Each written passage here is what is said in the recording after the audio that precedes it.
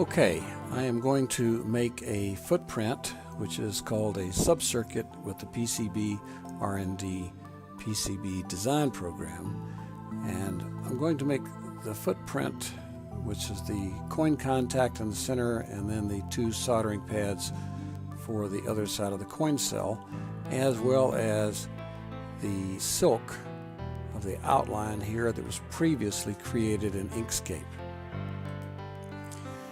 To do this, you use the action command, which is a colon, and it'll appear in the bottom left corner. So a colon circle. It is 8.13 millimeters. And I'm going to select that. I'm going to cut that to the buffer.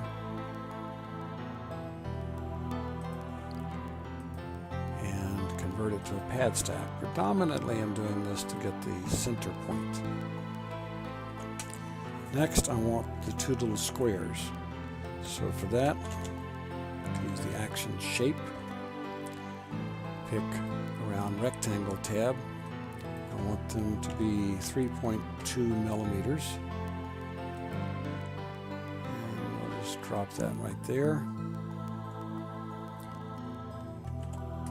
I am going to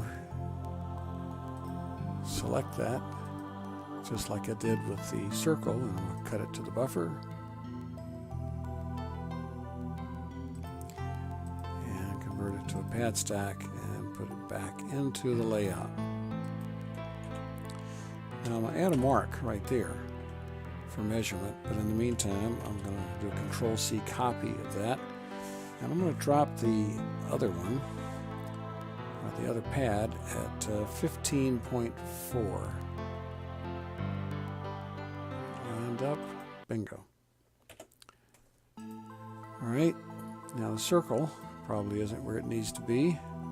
That needs to be at 7.7. Obviously I've predetermined all these measurements before I started this process.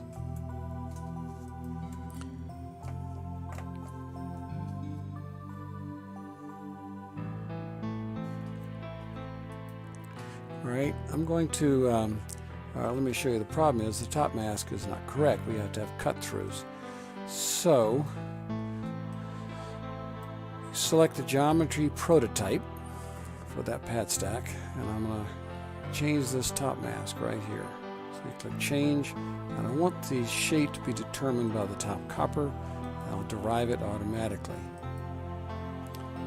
Okay, and that actually has already done that for the other side because they're a copy of each other, so bingo.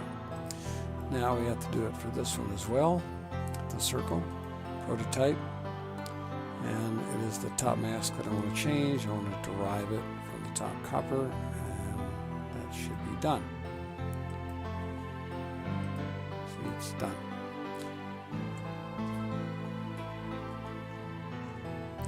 Alright, we need to bring in the previously done silk layer, so you do a file import, and I've saved it as an HPGL file previously. That's it right there.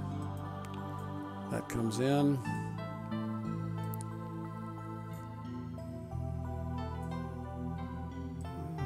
Trouble lining this up. There we go. Placement is not critical. This is for the human's use, and just play. Whoops, made a mistake there. I'll undo that. I forgot to change the thing to silk layer. See, it goes into the buffer and it defaults to copper. So we've got to change this to the silk layer, which it is. It's on top silk. Go to the silk layer, and let's try this again. You got to see the undo command that way, so that's good. Okay, that looks pretty good.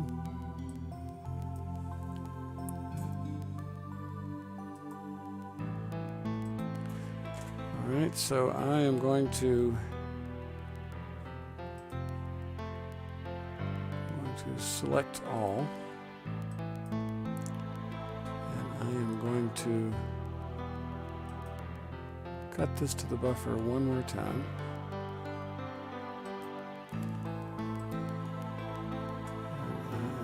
to convert it to a subcircuit, and I'm pasting it back on the board. I don't need this marker here anymore.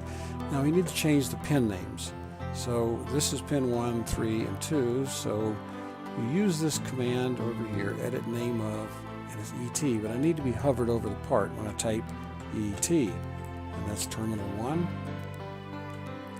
ET, terminal 3, and ET, and this is terminal 2.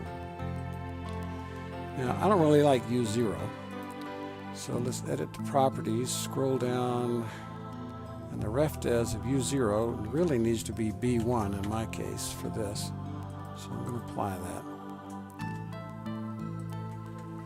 Okay, I want to clear the buffer just in case there's any junk in there. Looks pretty darn good though. I'm going to say select all, and I'm going to do an edit, copy the selection to the buffer, find the midpoint, and on the buffer I'm going to say save it to a file, and I want it to be called bk-870.subc. That name isn't critical, you can name it anything you want, I just like to call it that. And that is being saved. I'm really done with this at this time.